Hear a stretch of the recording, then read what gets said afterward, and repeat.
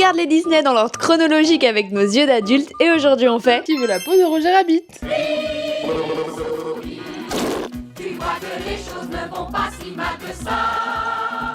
Très bonne idée de manger autant de caramel avant de faire la vidéo.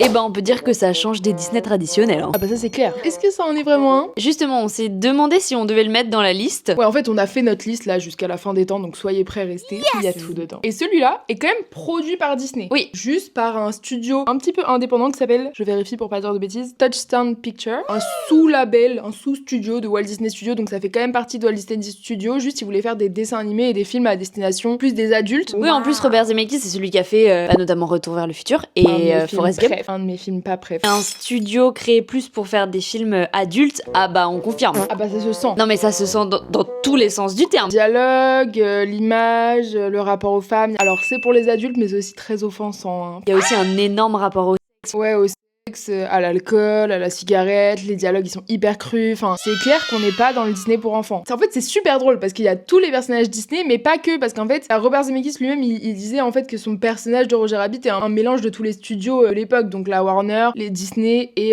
Tex Avery. Il y a tous les personnages de tous les dessins animés de l'époque qui se rejoignent, et moi je trouve que c'est fou. C'est le multiverse. Ah, je crois que l'action, elle se passe en 1948. Je pense que si c'est une représentation de ce qu'était le cinéma, de ce qu'était l'industrie à Les Hollywood, studios. part un petit peu en cacahuète, hein, littéralement. Bah, si tu veux le savoir en mode intellectuel, tu lis le nouvel Hollywood, le livre, et si tu veux le voir en 1h44, tu regardes Qui veut la peau de Roger Rabbit.